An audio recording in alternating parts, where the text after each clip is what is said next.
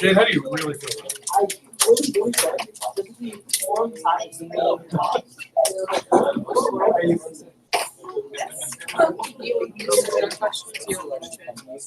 I'll take it. Should put it there. Thank you. I'm really good at pitching. That's a good question. One side to the three. Okay, good afternoon, everybody. You're great. Hey, how's it going? Bradley's got a rare movement there. What happened to you? I had 3 days on. Too much time in MJ Scoops. All right, hey, well, I got a few folks actually working on the journals. I did want to point out these journals will be due for the last time, not this Friday, but next Friday, and they will go up through 18. So we're coming up to the end, and those will be it. We won't have any further journals beyond that. So if you're working on this, a couple of housekeeping things I need to go through. Number one, if you are working the election on May 7th, don't forget that we have training on Thursday of this week.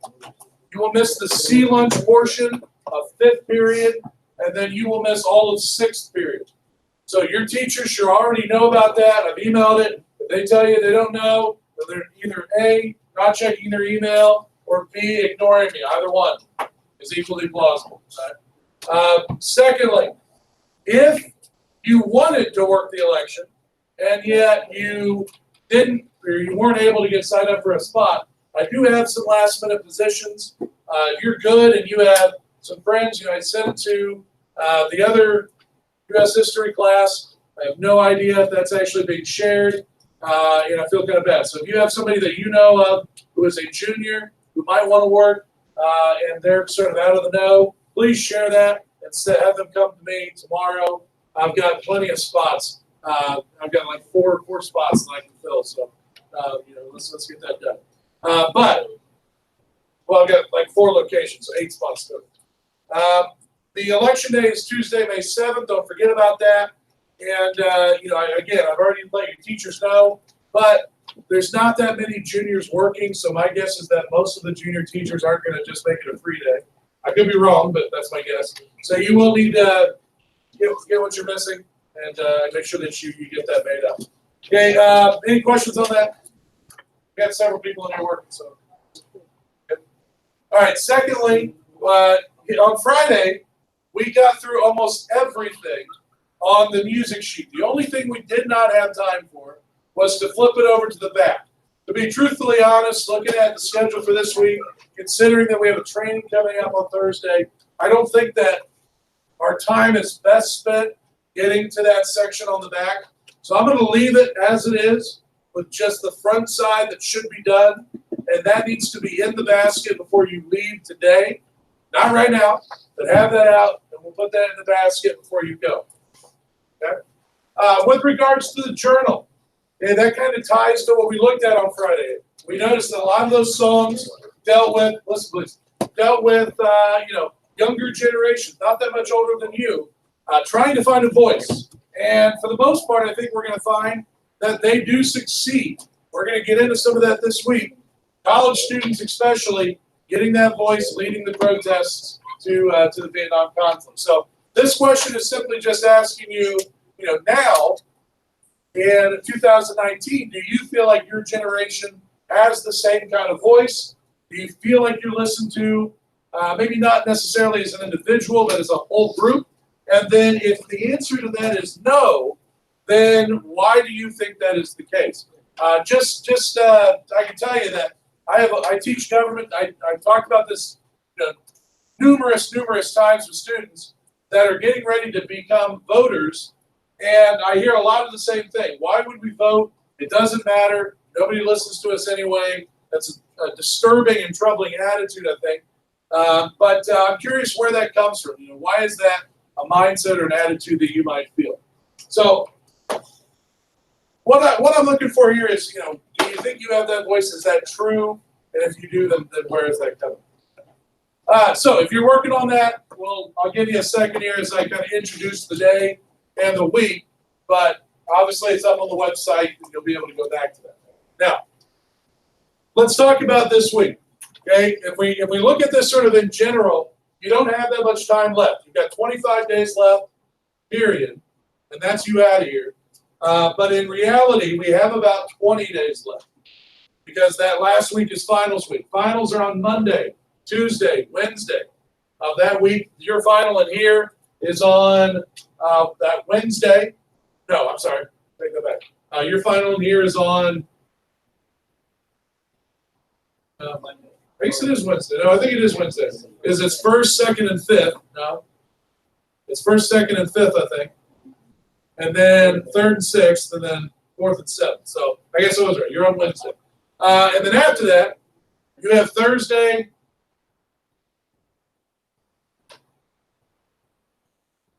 Sure.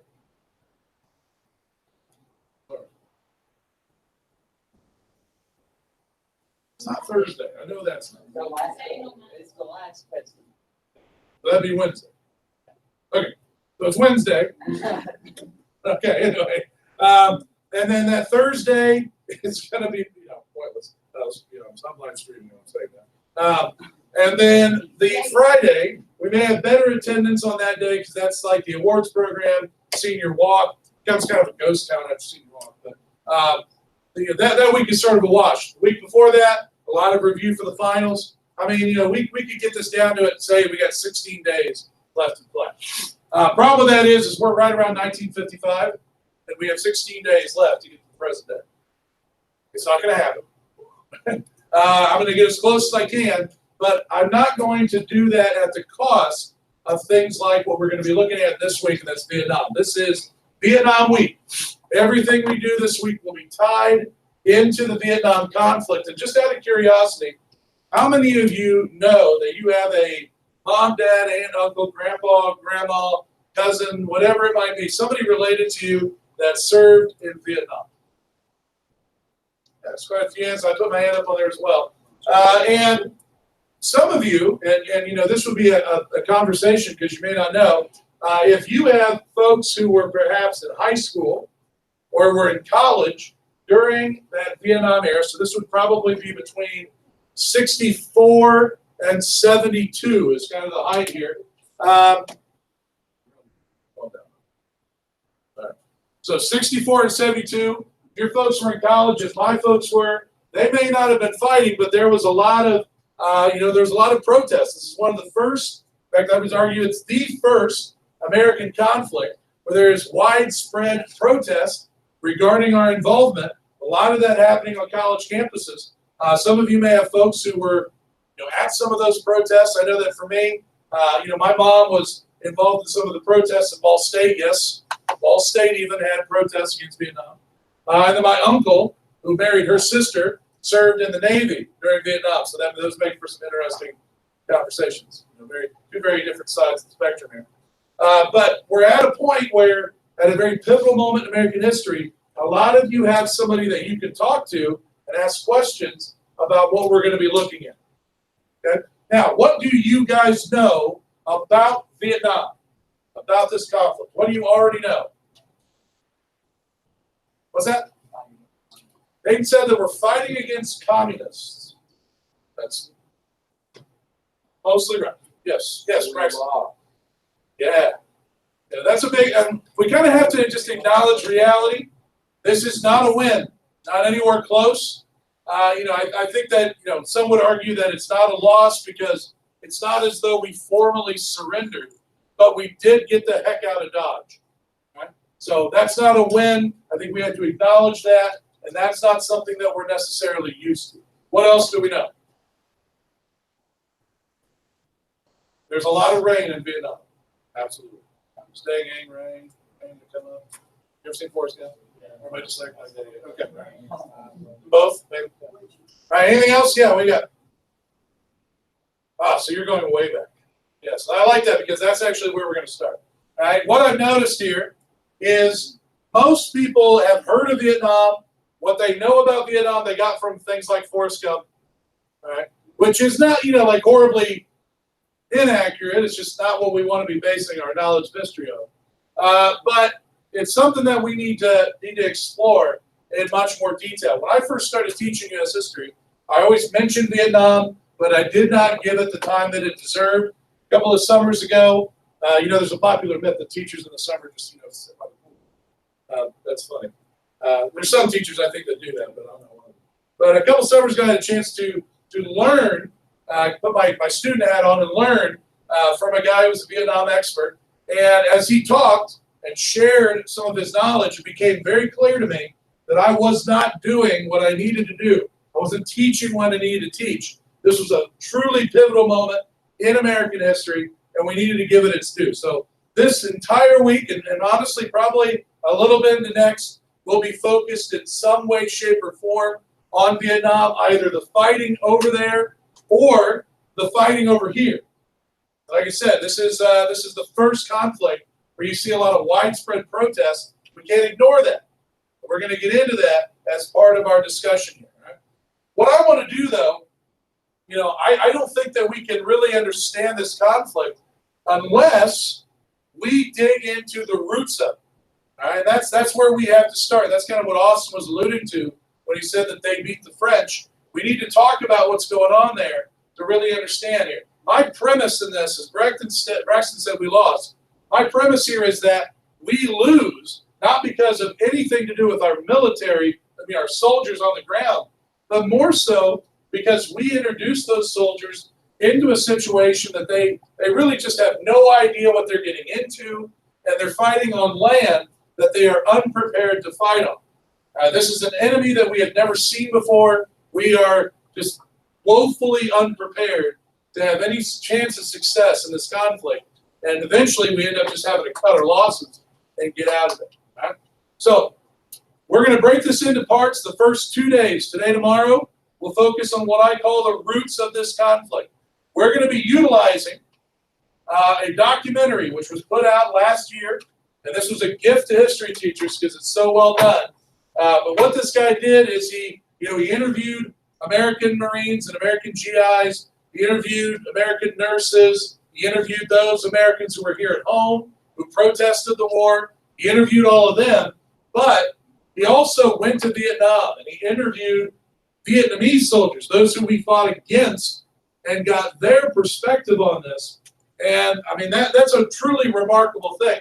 I feel like when we study history, we usually get the American point of view. We don't always get the other. And here we have them all in the same spot. So we are going to be utilizing some clips from that to help us to build an understanding of what's going on here. For the next 2 days, we're going to have a discussion guide that you're going to fill in as we go. And this should be pretty easy to follow along with, as long as you're paying attention.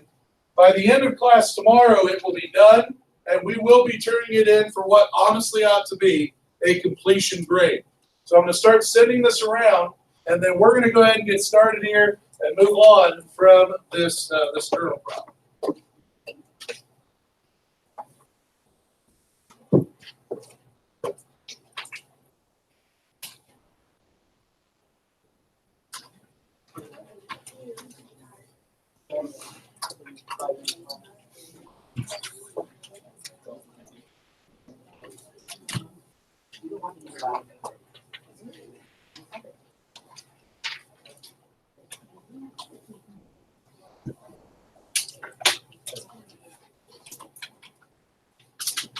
All right, out of curiosity, how many of you took world history freshman, sophomore year? Okay, Mr. Pruitt, right? Unless you had AP World. But I'm gonna try to rely on a little bit of world history knowledge because I'm sure everything from freshman year is just seared into your brain, clear as day. But yes, how many? Huh? A lot. 8. We appreciate.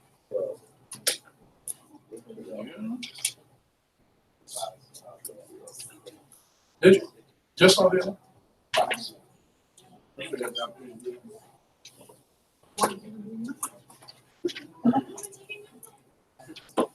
Okay, so here we go. Now notice, listen. Notice the way that I've got this laid out. There are very specific questions, but then on the back there are 2 sections that are labeled. We still have are still labeled class notes. All right, you know, the areas with the questions are designed to be used for the video clips. So we'll get to those, and those are kind of sprinkled in throughout our discussion. And when we get to those, I'll let you know which ones you should answer. The class notes section on the back is where, you know, those might be things that I bring up that you need to know. And the rule of thumb should be, if it's on the board, it needs to be in here. There will be quizzes over this, and then next week we start looking at the test. Vietnam will be featured heavily on that test, so you need to make sure that you're paying attention and getting these filled in. Right? So here we go. We're going to get started. We're going to use this map up here. Depending on what you remember from world history or from geography, this may look familiar, but this area of the world is known. Anybody know what this is called geographically? Who? You're close with Asia. Be more specific. Southeast Asia, right? So that's what we're focusing in almost our entire discussion on for this week. And of course, Vietnam is part of that, a really narrow strip of land that runs north to south. In order to understand what is going on here, though, you have to take a giant step backwards all the way into the 7th century, the 600s, to really get a sense of what's going on here. There is a mindset in the Vietnamese that we did not understand in the 1950s and 60s, and it ends up working against us, right? Now, in the 600s, there is no Vietnam.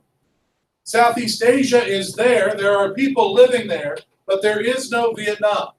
Instead, that area of the world is being controlled largely by what large empire? Here we go. That's where China is going to work into the discussion here. Now, if you remember that from world history, I don't know how much China was covered, but when I taught world history, we covered this quite a bit. And, China has hundreds and hundreds of years of family rules. And what were those time periods known when different families ruled China? Dynasties, very good. And in the 600s, China was being ruled by a dynasty known as the Tang Dynasty, right? T-A-N-G. This dynasty was known as a golden age, a definite peak of Chinese civilization. It was when their empire got to be at its biggest. During the Tang Dynasty, 7th century. And when they constructed that empire, it included the area of Southeast Asia, including, of course, Vietnam. Now, when the Chinese move into that region, they start to notice something about the region, right? And it is that the further south you go, the better the farmland. And that's a big deal for obvious reasons, food being one. But this is also going to make it a much more conducive area for trade. And at that time in world history, trade is everything. All right, so this area of southern Vietnam is going to end up doing quite well for itself, as opposed to the northern areas, which are very rocky, very mountainous, lots of jungle area, so not a lot of sun creeping through, which makes it difficult for vegetation to grow. All right, what we end up with pretty quickly here is a divide in the people. Pretty wealthy, doing all right for themselves down here. Basically peasants, poor peasants living up to the north.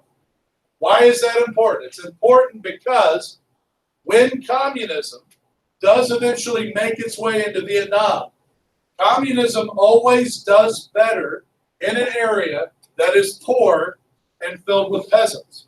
It appeals to that group of people. So keep that in mind as we get there. Now, the Chinese are going to control Vietnam, for the next several hundred years. They're going to be a presence there for a long time. Once the Chinese are out of the picture, we're going to see more localized rulers, a lot of them coming from this region.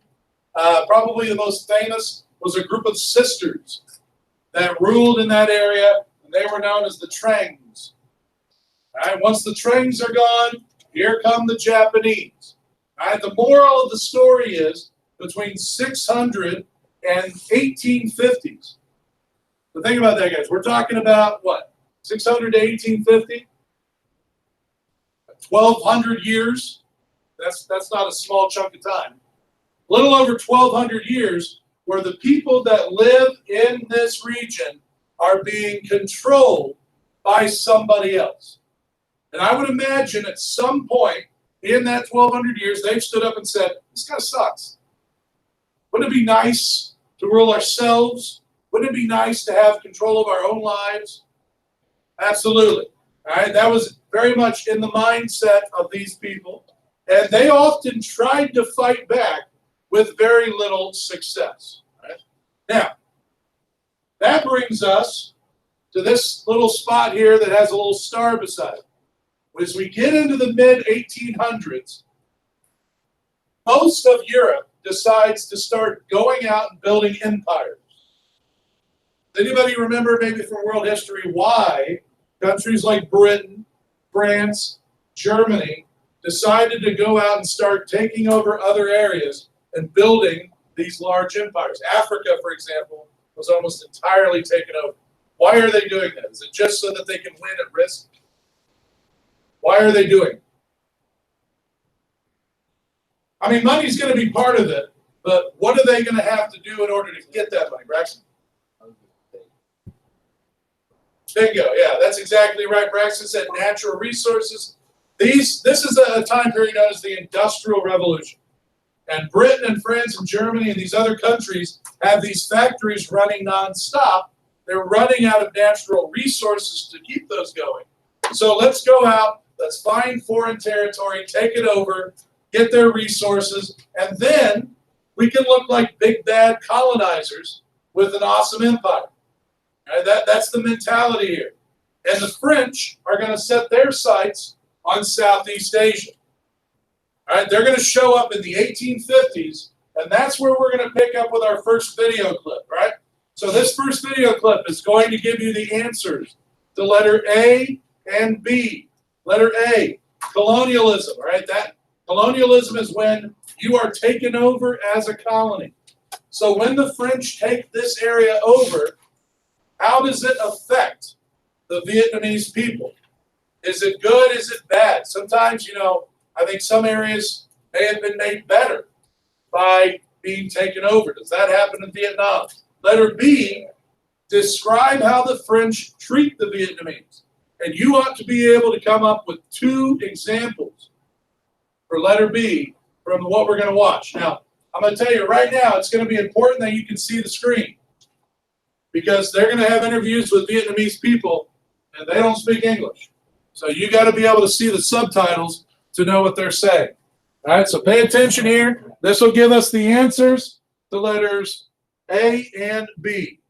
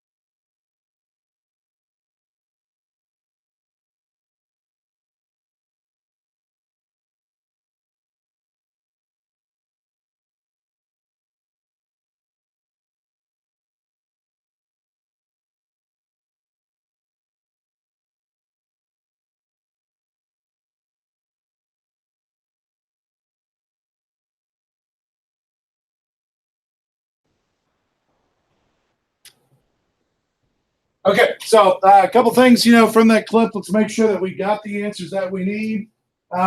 Letter A just simply says, how did the Vietnamese react to the French coming in and taking them over? Was it a positive experience? I think it was pretty obviously not a positive experience.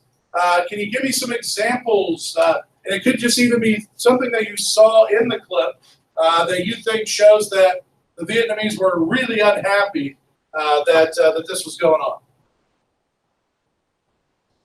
What? Yeah, so Rachel talks about the fact that they put these people to work. I think this kind of gets into letter B as well. How did the French treat the Vietnamese? Could we go so far as to say that the French made the Vietnamese slaves? I mean, I think in some cases we could go that far. And what were some of the things that they had the Vietnamese doing, building? Roads, bridges, canals, one more, railroads. All right, these are things that obviously Vietnam didn't have. These are things that you and I, living where we live and when we live, we might say, man, I can't imagine. Without some of those things, roads, can't imagine that. Vietnamese might not have had that.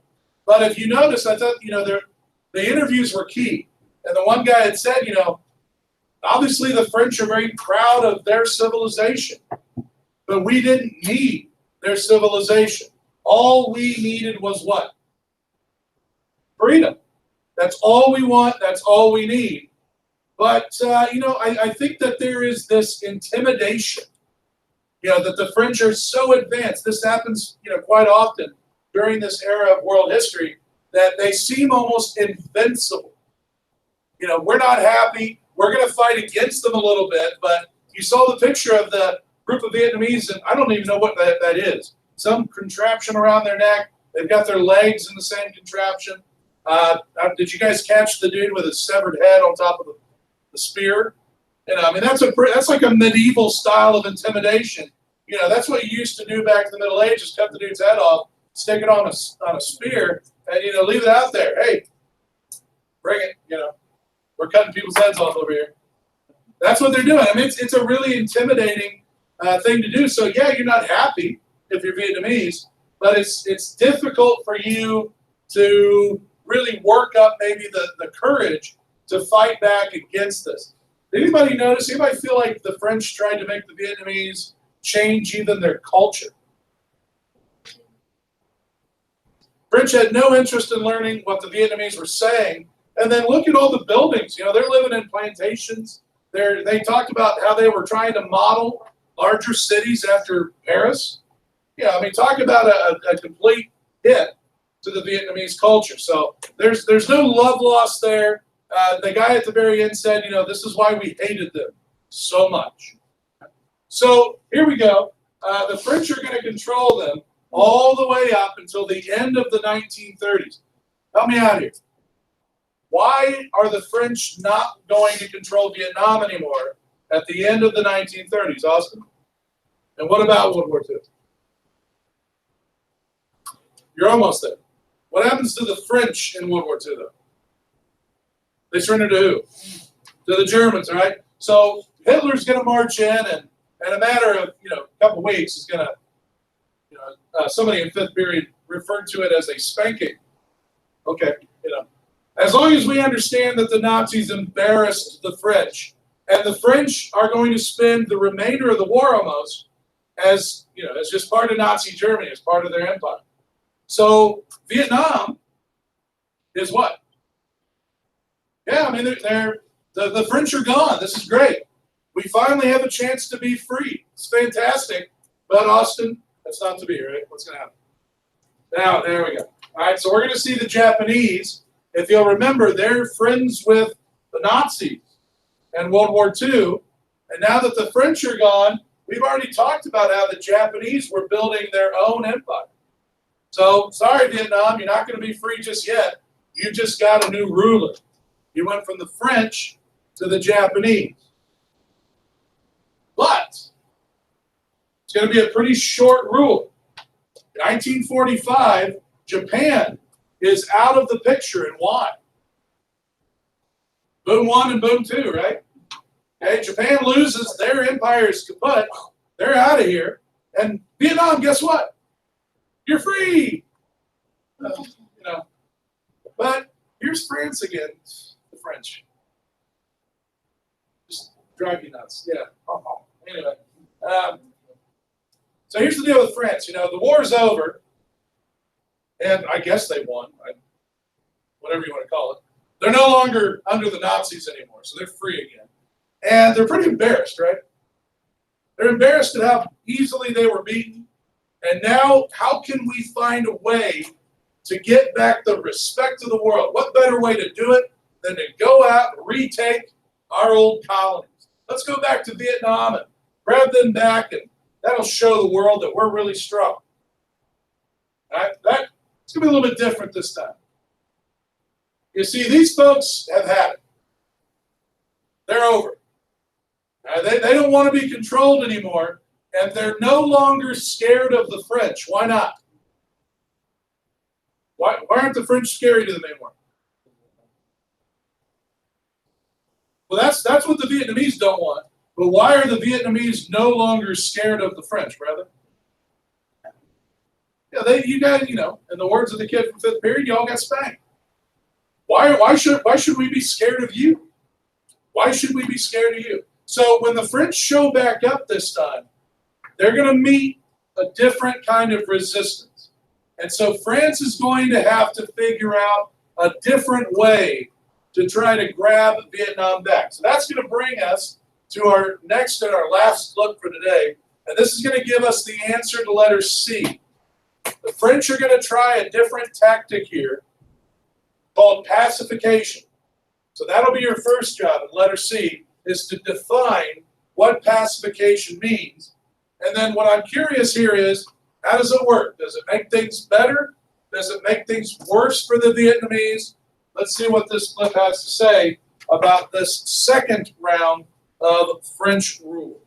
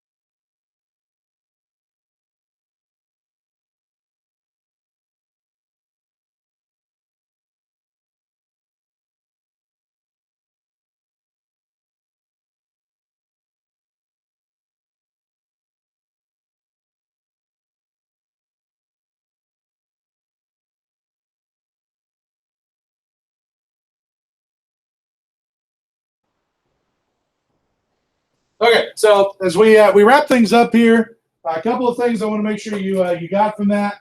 That the French are trying this pacification. What does that mean? Yeah, so you're trying to play nice, to show the Vietnamese, look at what we can do if we are here. We can build dikes to control flooding. We can vaccinate your children.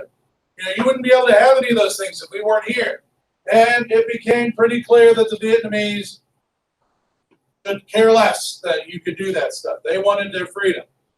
Now they mentioned it, several times during that clip, a group known as the Viet Minh. All right, so let's make sure we understand who that is. This is an army of Vietnamese who are determined to defeat the French. All right, they are communists. All right, so that kind of gives you a preview of why the United States might get into this. But I don't know if you can tell, they're setting mines. They're popping up and killing and then disappearing. All right, they are extremely well organized. This is not just some ragtag group of people. They are very well organized, and that's because they have a very good leader, a guy named Ho Chi Minh. We'll talk more about him tomorrow. But I guess the thing that I would wrap things up with is just this understanding that at the end, you hear that French soldier talking about how they're so discouraged that many of them would rather just get out and go home. Remember that attitude when we come back tomorrow, that when the United States finally gets in to help out the French don't even want to be there. That explains in a big way how we end up replacing the French as the people to fight the Vietnamese, right? Now, this needs to come back tomorrow. If you're worried you'll lose it, put it in the basket. Otherwise, put it in a folder, bring it back tomorrow. We're going to jump right into getting this finished. Thank you.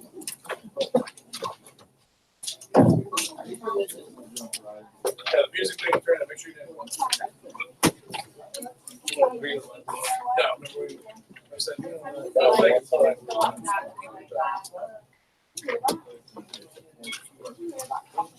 Anybody else have any interest in working the election?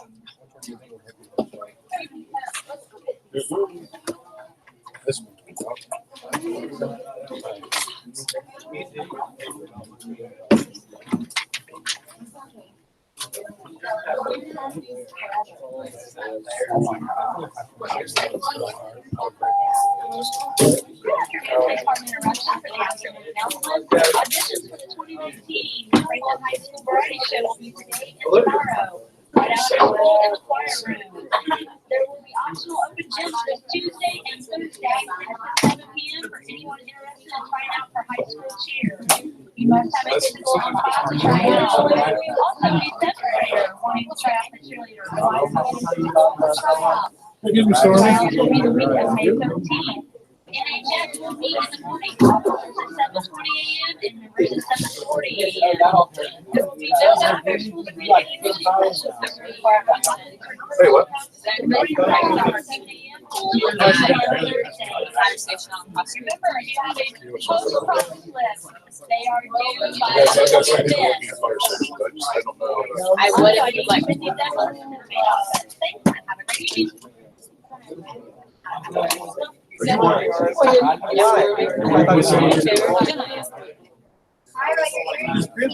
told my dad I would tell him.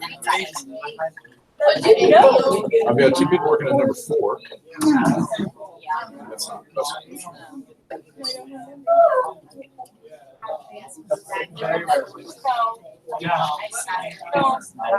We've two people working at number 3, which is 12th Avenue.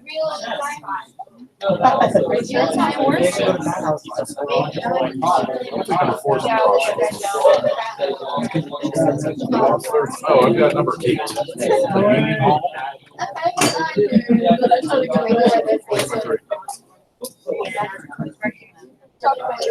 Number 3. Number 3, Cross Avenue, Shelby Hinson.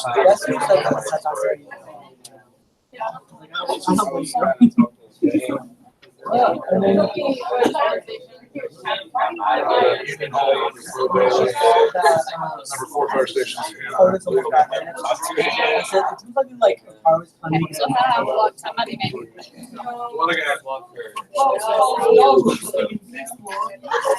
Hey, do me a favor.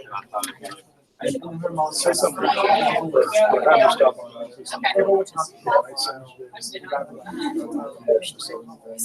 So. The dog is all like, I've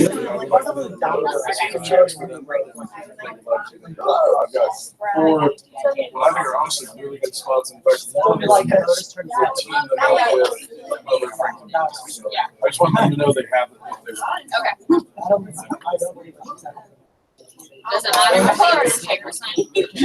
No, I mean, as long as it's for the election, because I don't get them. You take those with you on the day of the election.